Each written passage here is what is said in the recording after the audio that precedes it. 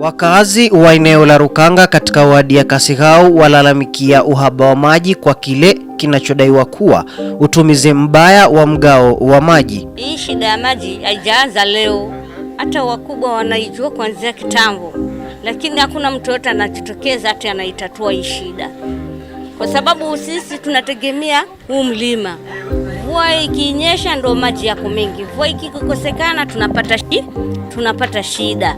Sasa kama wakati ndo tunapata shida. Tukichota hii wiki mpaka tumalize wiki 2 ndo sasa turudi tena hapa kwa maji tena. Tunachota hizo mitungi 10 alafu ndo tena turudi hapa.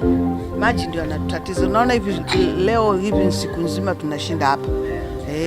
Hivi tena uchote maji ndio sasa utafute transport ya kukupelekea paka nyumbani. Hivi kwangu nyumbani mimi kufikisha maji paka nipatie mtu wa mkokoteni 200 ndio ya maji afikie nyumbani. Mtungi kama mimi hapa, mimi ni kijana hapa nyumbani, lakini mtungi hapa mimi nanunua shilingi 5 mtungi mmoja. Unaona?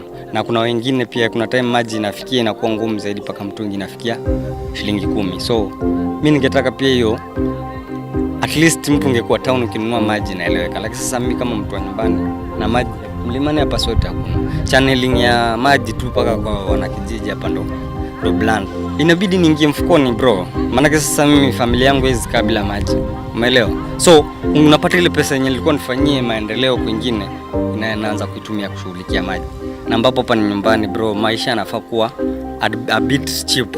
Umeelewa? Si kama kule town. So kuna vitu hapa nyumbani tunafaa at least tuna enjoy ile kuwa nazo hapo karibu. Lakini sasa kama sasa hii maji yenyewe nanunua na niko nyumbani. Sasa ile pesa yenye natumia kununua maji na kushughulikia maybe means of transport ndo maji nifikia kwangu. Unaona hapo inaendelea nyuma pia kimaendeleo. People of Kasigau wake up at 3 in the morning every day in search of water.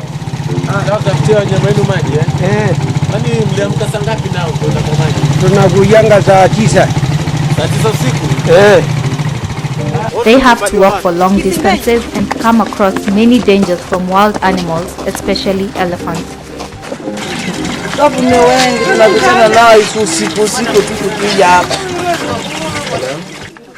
The women and girls also expose themselves to even more danger by walking at this ungodly hour to men who might attack them. They have to walk for at least 25 kilometers every day before they get to a water point, which by then has long queues, and end up spending most of their time there. The girl child here is not spared either. Instead of attending school, they have to help their mothers with the household chores since there is no one left at home to fend for their little ones. The forests around the hills are being cut in order to harvest sandalwood, and so the environment is also at risk here.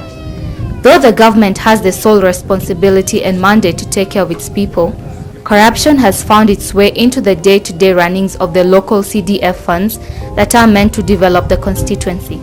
Kwa kusema kweli Kasigau sisi tunashangaa sana. Tunasikia kwamba serikali ina juhudi ya kuchimba visima. Lakini sisi tangu dunia iumbwe hatujapata kisima hata kimoja.